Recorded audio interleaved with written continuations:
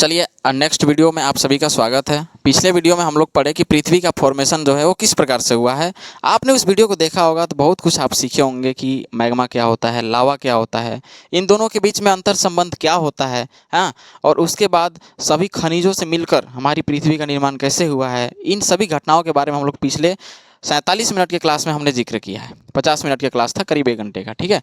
आज की इस क्लास में हम लोग जनरली पेट्रोलॉजी के बारे में पढ़ेंगे। हालांकि इससे पहले हमारा बहुत सारी क्लासेस हैं जिसमें हम लोग पेट्रोलॉजी को पढ़ाए हैं, है ना। और ये इस 2025-26 सेशन के लिए ज़्यादा इंपॉर्टेंट है। हालांकि टॉपिक एक ही रहता है, बस पढ़ाने का थोड़ा अंदाज अलग हो जाता है। और दूसरी चीज़ सबसे ज़रूरी बात यह है कि आप डिस्क्रिप्शन को पहले चेक करिएगा, उसमें एक प्लेलिस्ट होगा, उस प्लेलिस्ट के सीरियल से आप क्लासेस को देखिएगा। हो सकता है कभी कभी यूट्यूब क्लास को रिकमेंड कर देगा, बाकी क्लास को छुपा देता है और इसे ही दिखा देगा आगे में, या हो सकता है इसे ही भैया छुपा दे। इसलिए आप ज़्यादा प्रयास करिएगा प्लेलिस्ट पकड़ने का। और व्हाट्सअप ग्रुप का भी लिंक आपको डिस्क्रिप्शन में मिल जाएगा, या पिन कमेंट में हम दे देते हैं। मेरा जो कमेंट है, कमेंट पे टैप करिएगा, वहाँ पे पिन किया हुआ होगा, उसी लिंक पे क्लिक करिएगा और ग्रुप में आपको डेली के डेली लिंक को प्रोवाइड करा दिया जाएगा, जो भी न्यू क्लासेस होंगी या जो भी इसके प्लेलिस्ट होंगी। एक काम बस इतना करिएगा। उसके बाद हम लोग अब आगे बढ़ते हैं अपने टॉपिक की ओर। तो हम लोगों का टॉपिक का नाम जो है, आज का टॉपिक का क्या नाम है? पेट्रोलॉजी। आप जनरली ध्यान दीजिए कि पेट्रोलॉजी क्या होता है। तो खनिजों के मिश्रण से बने पदार्थ को हम लोग क्या कह देते हैं? यहाँ पे चट्टान कहते हैं। अब पेट्रोलॉजी क्या है वो देखिए कि जब हम लोग इन चट्टानों के बारे में डिटेल से स्टडी करने लगते हैं तो उसे ही हम लोग क्या कहते हैं? पेट्रोलॉजी कहते हैं। और पेट्रोलॉजी को हिंदी में हम लोग सैल्की कहते हैं। और सैल्की मतलब ही होता है क्या चीज़? सेल विज्ञान होता है। ध्यान से पीछे लिखा हुआ है, सब कुछ आप देख सकते हैं, ठीक है ना। सबसे पहले आता है चट्टान। क्या है? तो खनिजों के मिश्रण से बने पदार्थों को क्या हम लोग बोल देते हैं? चट्टान बोलते हैं। चट्टान का बहुत सारा नाम होता है, जैसे सेल होता है, इसी को हम लोग पत्थर भी कहते हैं, इसी को बड़ा सा सीला यानी सील कहा जाता है, ठीक है। अनेकों इसके नाम होते हैं, ठीक है। और भी अगर इसे डिटेल में देखा जाए तो चट्टान अलग अलग प्रकार के होते हैं, ठीक है ना। और अलग अलग प्रकार से हर एक के बारे में आपको डिटेल से यहाँ पे स्टडी करना है। और जितने भी पार्ट्स बनेंगे, चाहे छोटा बने चाहे बड़ा बने, सारे क्लासेस को आपको कंप्लीटली देखते चलना है और अपने एग्जाम की तैयारी को बेहतर करना है। ध्यान दें कि ये क्लास 12th के लिए ही, क्लास 11th वाले भैया इसको मत देखिएगा। क्लास 11th से जब 12th में आ जाएगा उसके बाद देखिएगा। ये वीडियो क्लास 12th वालों के लिए है। साथ ही जो भी कॉम्पिटिटिव लेवल में जो तैयारी कर रहे हैं, फॉर एग्जाम्पल माइनिंग इंस्पेक्टर का तैयारी कर रहे हैं, और जिनके भी सिलेबस में सेल विज्ञान है, वो सभी इन क्लासेस को देख सकते हैं। तो चलिए हम लोग देखते हैं कि सेल कितने प्रकार के होते हैं। उससे पहले जो लिखा हुआ है उस आप शायद देख पा रहे होंगे कि खनिजों के मिश्रण से बने पदार्थ को हम लोग क्या बोलते हैं? चट्टान बोलते हैं। और सेलों के स्टडी को हम लोग क्या बोल देते हैं? सेल की बोलते हैं। अगला है कि सेलों के प्रकार। क्या देखते हैं? सेलों के प्रकार। इंग्लिश में क्या बोलेंगे इसको? तो इंग्लिश में इसे बोलते हैं types of rock. Types of rock, ठीक है, टाइप्स ऑफ रॉक। तो सबसे पहला जो चट्टान होता है, ऐसे प्रकार तो हम लोग पढ़ रहे हैं, लेकिन देखिए क्लासिफिकेशन एक अलग चीज़ है, वर्गीकरण। अभी अगर देखा जाए, जैसे कि हमने बताया कि चट्टान होंगे 3 प्रकार के। पहला का नाम आपको बता देते हैं। पहले आग्नेय चट्टान, दूसरे का नाम है अवसादी चट्टान, और तीसरे का नाम है कयांत्रित चट्टान। अब इन तीनों का अगर क्लासिफिकेशन यानी वर्गीकरण करेंगे ना तो बहुत ज़्यादा लंबा हो जाएगा, और वो सभी के बारे में आपको पढ़ना है, बिकॉज सभी से सवाल आते हैं, ठीक है। तो चलिए, सबसे पहला जो दिया है आग्नेय चट्टान। सबसे पहला क्या है? आग्नेय चट्टान दिया है, ठीक है। दूसरा क्या दिया है? अवसादी चट्टान। हाँ जी, तो चट्टानों के प्रकार कितने टाइप के हैं? 3 प्रकार, जो कि सबसे पहला है जिसको आग्नेय चट्टान कहते हैं, जिसका इंग्लिश क्या होता है? इग्नियस रॉक होता है। और जो नंबर 2 है उसे कहते हैं अवसादी चट्टान, और इसे इंग्लिश में हम लोग क्या कहते हैं? सेडिमेंट्री रॉक्स कहते हैं। डिटेल से एक एक करके हम लोग सब के बारे में पढ़ेंगे। अभी आपको टेंशन नहीं लेना है, आगे देखते चलना है। अगले वाले को हम लोग क्या बोलते हैं? कयांत्रित चट्टान। क्या बोलते हैं? कयांत्रित चट्टान। कयांत्रित चट्टान को हम लोग बोलते हैं मेटामॉर्फिक रॉक। क्या बोलते हैं? मेटामॉर्फिक रॉक्स, ठीक है। ये तो 3 प्रकार के मुख्य रूप से जो हमारे चट्टान हैं वो हमको पढ़ने हैं यहाँ पे क्लास 12th में, ठीक है। और आगे भी जितने भी सिलेबस में सैल्की होंगे, याद रखिएगा, जब तक ये सैल्की पूरी तरीके से ख़त्म नहीं होता है तब तक इसको हम लोग छोड़ने वाले नहीं हैं, ठीक है। तो अभी तक जो पढ़े एक बार स्पीड रिवीजन मारिएगा। खनिजों के मिश्रण से बने पदार्थ को हम लोग क्या बोल देंगे? यहाँ पे चट्टान बोल देंगे। इसका अलग अलग नाम हो सकता है, सेल, रॉक्स, ये सब स्टोन सब बोलते हैं इसको, ठीक है ना। सेल की, सेलों के अध्ययन को क्या बोलते हैं? ये सेल की। यानी कि इसे अगर इंग्लिश में देखा जाएगा तो हम लोग यहाँ पे क्या बोलेंगे? Study of rocks. Study of rocks, ठीक है ना, is called petrology. Okay, study of rocks is called petrology. Types of rock, first is igneous, second is sedimentary and third is metamorphic. Okay, तो ये इस टाइप से आपको पढ़ने हैं। अब कुछ लोगों का जो ये डाउट आएगा कि इंग्लिश टू हिंदी सर क्या प्रॉब्लम है, हिंदी टू इंग्लिश कैसे करना है, तो भाई साहब आप इंग्लिश मीडियम से बचपन से पढ़ते आ रहे हैं, यहाँ पे आने के बाद आपको ट्रांसलेशन सिखाने पड़ेगा क्लास 12 में, तो दिखा रहे हैं आपके इंग्लिश पे, ठीक है। लगातार यहाँ से आप कंप्लीट करते चलिए, क्योंकि यहाँ पे हिंदी मीडियम वाले कुछ ज़्यादा ही स्टूडेंट्स हैं, और जिन बच्चों को ज़्यादा नोट्स की चिंता हो रही है वो ग्रुप को अवश्य ज्वाइन करें, और ग्रुप से मेरा नंबर वहाँ पर मिल जाएगा और वहाँ से आप अपने बारे में बता सकते हैं। चलिए, तो इतना आपको कंप्लीट हुआ कि नहीं हुआ, फटाफट कमेंट सेक्शन में बताते चलिएगा। चट्टानों के प्रकार कितने हैं? 3। पहला आग्नेय, दूसरा अवसादी, तीसरा क्या है? कायांतरित। ठीक है, अब इन सभी का ना अलग अलग नाम भी है, थोड़ा सा चलिए नाम में पे भी फोकस करते हैं। सबसे पहले आग्नेय सेल, जितना मोटा मोटी आपको अभी हो सकता है उतना हम बताते चलते हैं। आग्नेय चट्टान संसार में सबसे पहली बार आई है, इसीलिए हम लोग इसे बोलते हैं प्राथमिक चट्टान। याद रहेगा कि नहीं रहेगा? क्या बोलते हैं इसको? प्राथमिक चट्टान बोलते हैं। प्राथमिक चट्टान को आपको इंग्लिश में क्या बोलना होगा? प्राइमरी रॉक्स बोलना होगा। क्या बोलना है? प्राइमरी रॉक्स बोलना है। अब सवाल यहाँ पे भी आएगा ना कि जो हिंदी मीडियम वाले होंगे वो इंग्लिश पे फोकस नहीं करेंगे। देखिए, प्रॉब्लम हिंदी वालों को ज़्यादा होती है। कारण क्या है ना कि सवाल जो है ना कभी कभी आग्नेय सेल एग्जाम में देता ही नहीं है, सीधा दे देगा इग्नियस रॉक और इसे लिख देगा ऐसे, ऐसे लिख देता है इग्नियस। अब ले भाई साहब, जो इंग्लिश वाले वर्ड्स पे ध्यान नहीं दिए हैं वो हिंदी में कन्फ्यूज आ जाएगा, क्योंकि इसका उच्चारण करके सिर्फ हिंदी में लिख दिया है तो कन्फ्यूजन आ सकता है। इसलिए आपको हिंदी और इंग्लिश दोनों पे पकड़ बना कर रखना है। जहाँ पे नहीं रखना वहाँ पे हम खुद ही नहीं बोलेंगे, जहाँ पे रखना है वहाँ पे अभी तो बोल दे रहा ना। चलिए अगला, इसमें एक प्रोसेस होता है दूसरा अवसादी चट्टान में, आप एग्जाम्पल से पकड़ना। आखिर तीनों रॉक्स हैं क्या ये समझना। देखिए, लावा और मैग्मा जो कि स्टार्टिंग समय से बनते आ रहा है, तभी हमारा धरती का अस्तित्व है। लावा और मैग्मा से जो सेल बना है उसे आग्नेय सेल कहेंगे। एक लाइन में ट्रिक याद रखिएगा, लावा और मैग्मा से जो सेल बने उसे क्या कहेंगे? आग्नेय सेल। अवसादी, अवसादी का मतलब होता है जमना, जम जाना, अवसाद बन जाना। ठीक है, जैसे पानी कहीं पे बह रहा है और बहते बहते मिट्टी उट्टी से जम जाता है नीचे जाकर बालू, इसे बोलते हैं अवसाद। क्या बोलते हैं? अवसाद। ठीक है, अवसादी सेल, ये हो गया अवसादी।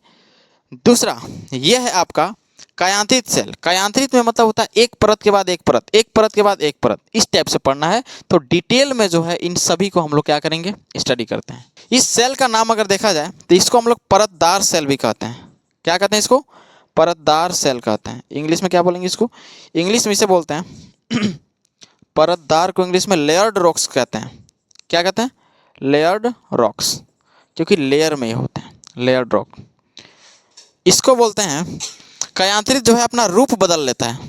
कायांतरित क्या होता है? अपना रूप को बदल लेता है, इसीलिए इसको हम लोग बोलते हैं रूपांतरित चट्टान। क्या बोलते हैं इसको? रूपांतरित चट्टान। ठीक है, इसको क्या बोलते हैं? Transformed, transformed rocks. ये अपना रॉक्स क्या क्या कर लेगा? अपना रूप को चेंज कर लेता है। अब ये रूप कैसे चेंज करेगा? या तो आग्नेय से कायांतरित बनेगा या तो अवसादी से कायांतरित बनेगा। मतलब मुख्य रूप से 3 टाइप के सेल हैं जिनके बारे में आपको एक एक करके डिटेल से पढ़ना था। समझ आ रहा है?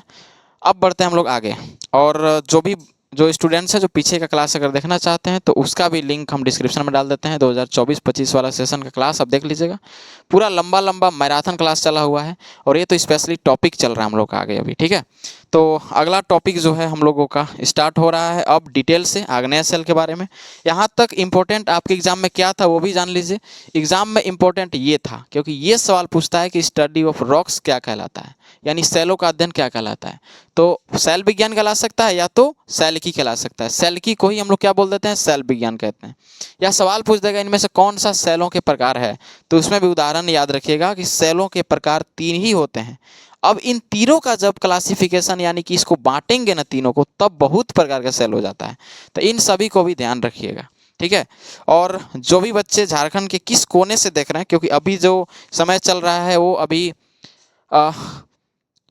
इतने स्टूडेंट्स अभी एक्टिव नहीं हैं, लेकिन आप सभी को एक्टिव हो जाना चाहिए क्योंकि एग्ज़ाम अब बहुत करीब है। ठीक है ना, और जब भी वीडियो जब कोई जनवरी में देख रहा है कि कोई फरवरी में एग्ज़ाम से 2 दिन पहले वाले देखने वाले भी होते हैं। ठीक है ना, आज का वीडियो है लेकिन शूट हो रहा है अभी, क्लास चल रहा है अभी, लेकिन आप देखिएगा एग्ज़ाम से 2 दिन पहले, 3 दिन पहले, उसी समय अब एग्जाम से 2-3 दिन पहले कौन कौन देख रहा है उसको भी बता दीजिएगा, और इसका कमेंट उसी समय आने का चांस है, अभी आने का कोई चांस नहीं है।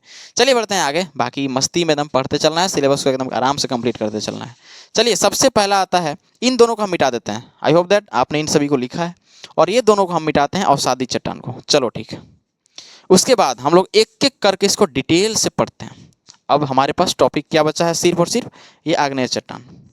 चलिए, आग्नेय चट्टान एक्चुअल में क्या है, तो अभी हमने बताया कि लावा और मैग्मा के संगठन पर जो सेल बनते हैं उसे हम लोग आग्नेय चट्टान कहते हैं। तो क्या बोलेंगे यहाँ पे, ठीक है, क्या बोलते हैं, आग्नेय ना, आग्नेय सेल। तो ये क्या है उसको समझना ध्यान से, ठीक है। लावा तथा मैग्मा, लावा तथा मैग्मा के संगठन पर बने सेलों को, ठीक है, आग्नेय सेल कहते हैं। एक ही लाइन में हो गया, और पहले वो छोटा वाला बोर्ड था 4 लाइन में जाता था, ठीक है। लावा तथा मैग्मा के संगठन पर बने सेलों को क्या कहते हैं, आग्नेय सेल कहते हैं। याद रखना, लावा तथा मैग्मा यही 2 मेन है इस सेल का अपना पहचान, कि पहला लावा एंड दूसरा मैग्मा। इसके कॉम्पोजिशन पे ये बाबू एग्जिस्ट किए हैं और ये बने हैं। अगर ये सेल नहीं होता, ठीक है ना, तो आग्नेय सेल आज नहीं होता। अब लावा मैग्मा का इतिहास क्या था वो आपको बताया था कि उतने सारे नेबुलर थ्योरी के अकॉर्डिंग एंड रिएक्शन के अकॉर्डिंग, यूवी किरणों के अकॉर्डिंग, इन सब के अकॉर्डिंग, सबको मिलाकर इन सभी के अनुसार क्या हुआ है कि मैग्मा एक कंपाउंड बना है जो कि प्लाज्मिक अवस्था में होता था। और आपको पढ़ाए थे उस दिन, याद करो थोड़ा सा, मैग्मा जैसे जैसे ठंडा होते जाता है तो वह ब्लैक कलर का रूप पकड़ लेता है और उसकी अवस्था प्लाज्मा से ठोस हो जाती है, और अंततः वह ठोस बहुत लंबे समय तक रह जाती है। उसी को कहते हैं आग्नेय सेल। पिछला क्लास जो देखा होगा ना उसको ये चीज बताए थे, याद करना। यहाँ देखो ये पढ़ाए थे बाबू, मैग्मा है, मैग्मा जो है वो लाल तथा पीला होता है, पढ़ाए थे, लाल पीला था। यह धीरे धीरे इसका ठोसीभवन होगा, यानी कि ठंडा होगा। जब ठंडा होगा तो यह कन्फर्म हो जाएगा किस चीज़ में, लावा में, ठीक है। और लावा का रंग जो होता है कैसा होता है, काला होता है, ठीक है। अब लावा का रंग हो गया काला, और यह लावा जो होता है किस अवस्था में होता है, ठोस अवस्था में होता है। और यही ठोस जब लंबे समय तक रहता है, लंबा जब समय लेता है, तो लंबे समय के बाद यह ठोस किस में कन्वर्ट हो जाता है, चट्टान में। यही तो पिछला क्लास में पढ़ाए थे, लावा मैग्मा का जो एक्स्ट्रा टॉपिक था ना, ये पिछला क्लास में हम लोग इतना ही पढ़ाए थे। समझ आ रहा है। तो ये सवाल आ जाएगा कि ये सेल लावा तथा मैग्मा के संगठन पर निर्मित होती है, ठीक है। अब लावा मैग्मा जिस प्रकार से बनता है, जिस प्रकार से वो ठोस के रूप में कन्वर्ट होते हैं, उसी प्रकार से यहाँ पे आग्नेय सेल भी कन्वर्ट होते चलते हैं। तो क्या कहिएगा कि स्टार्टिंग समय का जो सेल था, स्टार्टिंग समय में जितना भी सेल था वो सभी सेल आग्नेय सेल हुआ करता था, क्योंकि वो सभी लावा और मैग्मेटिक फॉर्मेशन सबका हुआ था, ठीक है। इस प्रकार से लावा मैग्मा स्टार्टिंग से धरती का, ठीक है ना, ये करने में और क्या बोलते हैं, फॉर्मेशन करने में बहुत बड़ा योगदान है। और जब ये प्राथमिक चट्टान, इसको हम लोग बोल रहे हैं आग्नेय सेल को, तो सच बात है कि स्टार्टिंग में यही आए थे, लावा और मैग्मा के कारण ही स्थलमंडल बना है। और जब तक चट्टान नहीं रहेगा तब तक हम स्थलमंडल की कल्पना ही नहीं कर सकते हैं। अब सवाल है कि बताइए, अभी तो चट्टान नहीं है, जहाँ भी हम लोग चलते हैं धूल कण ये सब मिलते चलता है, तो क्या धूल कण भी चट्टान हो जाएगा? तो हाँ, हो जाएगा। बताते हैं उसका कारण क्या है। कि याद करो, एक ऐसे समय की कल्पना करो कि जब हर जगह पे लावा मैग्मा प्लाज्मा अवस्था से ठंडा हुआ होगा, ठीक है, और लावा ब्लैक कलर का हुआ होगा। उसके साथ साथ फिर वो ठोस चट्टान के रूप में बना होगा, और साथ ही साथ रिएक्शन इतना स्पीड हुआ होगा, पृथ्वी का टेम्परेचर बहुत ज़्यादा हुआ होगा, ठीक है। कि ये चट्टानों में एक प्रोसेस होता है जिसको हम लोग अपक्षय कहते हैं, यानी कि विदरिंग ऑफ रॉक्स कहा जाता है। जैसे फॉर एग्जांपल आपसे पूछा जाए कि एक चट्टान है बहुत बड़ा एंड बहुत बड़ा स्ट्रॉन्ग चट्टान है, बहुत मजबूत है, उससे मिट्टी कैसे बन सकता है? बन सकता है का जी? एक चट्टान से मिट्टी कैसे बन सकता है? बनेगा। अगर एक बहुत बड़ा स्ट्रॉन्ग, एकदम मजबूत, एकदम क्रिस्टलीय संरचना वाला जो है कोई भी चट्टान है, और वो चट्टान में जब धूप जाता है, धूप यानी कि धूप पड़ता है, तो वह चट्टान में हल्का सा फैलाव होता है, वो हम भी नहीं ज्ञात कर सकते, कोई पता नहीं कर सकता है। अभी धूप है ना बाहर में, ये धूप जहाँ पे पड़ रहा है वो हर जगह पे क्या हो रहा है कि गतिज ऊर्जा बढ़ा देगा। ऐसे भी टेम्परेचर जाएगा जहाँ तो गतिज ऊर्जा बढ़ेगा, फिजिक्स में भी पढ़ा है। और जब वो जाएगा तो हल्का सा फैलाव होगा जो हमें भी पता नहीं चलेगा, और जब रात होगा तो टेम्परेचर बंद हो गया, यानी सूर्य का जो किरण है उस पदार्थ पे पड़ना बंद हो गया, तो वो हल्का हल्का संकुचित होते चलेगा। अब धूप पड़ना, फैलना, संकुचित होना, फैलना, संकुचित होना, ये प्रोसेस अगर करोड़ों साल तक चलता रहेगा तो क्या वो चट्टान कमजोर नहीं होगा? होगा कि नहीं होगा? होगा। अगर आप ही को बांध के, प्रियंका को बांध के छत पे रख दिया जाए, अब इसको हिलने भी ना दिया जाए, तो और रख दिया जाए कम से कम 1 महीना से प्लस, तो रात आएगा तो पूरा ठंडा, दिन आएगा तो पूरा दिन, अब एक बार एकदम चमड़ी लगेगा कि जल जाएगा, और ठंडा आएगा तो ऐसा लगेगा कि जो ठंडा है बर्फ वर्फ ले सब पूरा शरीर में अंदर चला जाएगा। तो सोचो इसका हालत क्या होगा। ठीक है, तो उसी प्रकार से चट्टान में भी होता है, हमें दिखता नहीं है कि कोई रिएक्शन कैसे हो रहा है, बट सारी रिएक्शंस होती है। ठीक है, अब वो रिएक्शन के जरिए क्या होगा ना कि पत्थर में दरारें आने लगती है, पत्थर में एक समय बाद क्या आने लगती है? दरारें आने लगती है। उसको ग्रेविटी भी तो खींच रहा है, जहां पे वो है पृथ्वी अपनी बल लगाकर उसे खींच रही है कि नहीं खींच रही है? ठीक है ना, तो खींच रही है तो दबाव भी तो एक प्रकार का लगा है ना, दबाव लगा है, प्लस में उस पर पानी पड़ रहा है, नमी है, हवाएं टकरा रही है उस पत्थर से होते हुए, तो जब इतनी सारी चीजें मिलेगी तो क्या पत्थर में दरार तो आएगा ही आएगा। तो पत्थर में आता है दरार, और जब दरार पत्थर अपने स्थान पर रहकर, अगर पत्थर अपने स्थान पर रहकर टूटने लगता है, बिखरने लगता है, तो इसे कहा जाता है चट्टानों का विघटन, जिसे अन्य भाषा में कहेंगे चट्टानों का अपघटन, यानी कि उस प्रोसेस को जियोलॉजिकल भाषा में कहा जाता है चट्टानों का अपक्षय। इसको इंग्लिश में कहते हैं विदरिंग ऑफ रॉक्स। अब विदरिंग होना यानी कि चट्टान को टूटना, तो चट्टान में एक दरार आ गया, मान लो कि वो बोल्डर बन गया। ठीक है, अब इसका ना देखो, कोई भी चट्टान तोड़ने का 3 तरीका होता है। कितना तरीका है? 3, मतलब 3 तरीके से चट्टान टूटता है। पहला हो गया रासायनिक, अब वो रासायनिक में बता दिए कि सूर्य का प्रकाश आएगा, फैलेगा, सिकुड़ेगा, फैलेगा, सिकुड़ेगा, ऐसे तो उसका नुकसान हो जाएगा। रासायनिक प्रोसेस में समय ज़्यादा लगता है, समय लगेगा क्या? एक रात में हो जाएगा। कोई चट्टान बाहर रख दिए, एक दिन में फैल गया, दूसरा रात में सट गया, ऐसा तो नहीं होगा। ठीक है, तो करोड़ों लाखों साल का, लाखों करोड़ों साल का समय लगेगा। तो पृथ्वी तो बनने में लाखों करोड़ों साल का समय लगा है। तो स्टार्टिंग में बस यही आपको कल्पना करना है कि सिर्फ लावा मैग्मा से बनी हुई आग्नेय सेल है, प्राथमिक सेल है, और उसमें ये प्रोसेस हो रहा है। और आज जो है सूर्य के पास हवा कम आ रहा है, कारण है कि हमारे पास वायुमंडल है, सूर्य का प्रकाश कम आ रहा है क्योंकि वायुमंडल है। और जब वायुमंडल नहीं होगा, ओजोन ओजोन कुछ नहीं होगा, तो सोचो अल्ट्रा वायलेट किरण आता होगा डायरेक्ट, और जहाँ पे जाएगा वहाँ पे जलाने जैसा करेगा। तो कौन कह दिया कि चट्टान नहीं टूटेगा? चट्टान टूटेगा, फूटेगा, सब कुछ होगा। ठीक है, अब जब चट्टान टूटेगा, फूटेगा, सब कुछ हो जाएगा, तो उसके बाद चट्टान में विघटन होने लगेगा। यह है रासायनिक प्रक्रिया। और दूसरा प्रक्रिया क्या है? दूसरा प्रक्रिया कहते हैं भौतिक अपक्ष है। क्या कहते हैं? भौतिक। एक पहला हो गया रासायनिक, ये 11th का था जियोलॉजी का। ये पहला था एक रासायनिक, और दूसरा था ये क्या था? दूसरा भौतिक। भौतिक में क्या है कि कोई हम यांत्रिक विधियों द्वारा पत्थरों को तोड़ते हैं। जैसे पहाड़ काटना है पत्थर का, तो लगाता है ना मशीन अपना बड़ा बड़ा। अभी मान लो कि जो गिट्टी जिससे बनता है, वो गिट्टी बनता है तो मशीन होता है ना क्रैशर, बोल्डर डाल दो, गिट्टी में कन्वर्ट कर देगा। क्या उस गिट्टी को फिर से हम बोल्डर बना सकते हैं क्या? उसको पत्थर को तो हम तोड़ दिए, लेकिन पत्थर तोड़ने के बाद फिर से उस जो गर्दा बनता है, डस्ट और सब बनता है, क्या उसे हम फिर से बना सकते हैं क्या? उसे चट्टान को नहीं बना सकते। वो है भौतिक प्रक्रिया कि हम उसे तोड़ पा रहे हैं।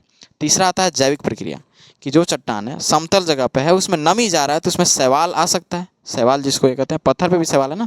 फिर उसके बाद हो सकता है धीरे धीरे धीरे धीरे डेवलप कर करके उस पर एक आध पौधा आ जाए।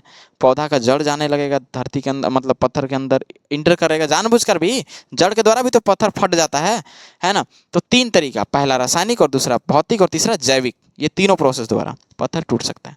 अब जब पत्थर टूटेगा तो हम ही नहीं करना सीधा मिट्टी बन जाएगा, लेकिन अब सोचो, तुम्हें एक माइंडसेट ये तैयार करो कि जो गिट्टी बनाए हम लोग अभी, जो भौतिक प्रक्रिया द्वारा जो गिट्टी बना, तो क्या उस गिट्टी से और छोटा बालू बना सकते हैं क्या? हाँ, बन जाएगा। उसको तोड़ेंगे तो क्या बन जाएगा? बालू बन जाएगा। क्या बालू को और पीसेंगे तो धूल बन जाएगा? अब धूल कभी एक जगह पे रखा जा सकता है? नहीं, जहाँ ही हवा चलेगा वहीं उड़ आना शुरू हो जाएगा, उड़ना शुरू हो जाएगा। हाँ, तो उड़ेगा तो क्या धूल से भी छोटा कुछ हो सकता है क्या? नहीं। अब बताना कि वो था चट्टान, उसको तोड़ तोड़ कर पत्थर से बालू बना दिए, गिट्टी बना दिए, गिट्टी से बालू बना के, बालू से डस्ट बना दिए, डस्ट बना के उसको अब एक जगह पे धर के रख दिया जाएगा। और जैसे ही पानी वानी कर गिरेगा, जैसी नमी आएगा, तो क्या वो मिट्टी बना कि नहीं बना? बना। क्या वो डस्ट एक टाइम में मिट्टी बनेगा? तो यही प्रोसेस है धरती पे स्थल मंडल बनने का। समझ आ रहा है? ठीक है, कि लावा मैग्मा स्टार्टिंग में कैसे कैसे हुआ, वो पिछला क्लास में हमने पढ़ाया हुआ है, अच्छे से बेहतर तरीके से समझाया हुआ है। अब उसी लावा मैग्मा के संगठन पे बनता है हमारा एक सेल जिसे हम लोग कहते हैं आग्नेय सेल। इसी को कहते हैं प्राइमरी रॉक्स और इसी को इंग्लिश में क्या कहते हैं, इग्नियस रॉक। अब इस इग्नियस रॉक में एक प्रोसेस होगा जिसका नाम है अपक्षय, इसे इंग्लिश में क्या बोलते हैं, विदरिंग। और इस विदरिंग प्रोसेस द्वारा ये चट्टानें टूटती है और टूट टूट कर अन्य चट्टानों का रूप धारण करती है। अभी जो इसमें देखो तीनों चट्टान का परिभाषा आ गया, पता है। पहला जो डस्ट बना है, तो डस्ट एक परत के रूप में जमा कि नहीं जमा, तो एक बार परत जमेगा तो मिट्टी नहीं बनेगा, लेकिन उसी प्रकार से परत दोबारा जमेगा, फिर दोबारा तिबारा, एक पर एक, एक पर एक, एक पर एक, बालू एकदम जमते रहेगा, मतलब उस टाइप का डस्ट एकदम जमते रहेगा, तो क्या मिट्टी नहीं बन जाएगा, एक टाइम में बनेगा। इसीलिए बाबू जो अवसादी चट्टान था उसे कहते हैं परतदार सेल, क्योंकि ये परतों से मिलकर बना है, धूल कणों से मिलकर बना है। लेकिन आज पृथ्वी का जो भी मजबूती है वो अभी भी आग्नेय सेल दे रहा है। इसके बारे में डिटेल से करेंगे, नेक्स्ट क्लास भी हो सकता है। आग्नेय सेल पे स्पेशल एक क्लास लेंगे फिर, ठीक है ना। आग्नेय सेल पे एक स्पेशल एक और क्लास रहेगा, उसको डिटेल से हम लोग करेंगे, हिंदी इंग्लिश दोनों मीडियम में करेंगे। फिर एक और बात समझिए कि जब वो मिट्टी बन जाएगा ना, तो मिट्टी बनने के बाद फिर से ऐसा हो सकता है कि वो मिट्टी कितने समय तक मिट्टी रहेगा, फिर तो अपना रूप धारण कर सकता है ना। तो अवसादी से कायांतरित रूप में भी आ सकता है, और दूसरी आग्नेय से, जो आग्नेय था अभी, ये चट्टान भी एक ही जगह पे रहते रहते अपना रूप को बदल सकता है। तो इसे कहते हैं कायांतरित सेल, यानी कि ट्रांसफॉर्म्ड रॉक, जिसे कहते हैं रूपांतरित सेल। बहुत सारा नाम है इस सबका, तो सबको ध्यान में रखना है। तो आज की इस क्लास में एक छोटा सा इंट्रोडक्शन था। यहाँ पे आप सभी को दिखाना है एकता, और एकता दिखाने के बाद आप सभी को हो जाना है ग्रुप में, ताकि जब भी हम लाइव क्लास लेंगे 20-25 लोग, 50 लोग, 100 लोग आराम से जुड़ने का काम करिए।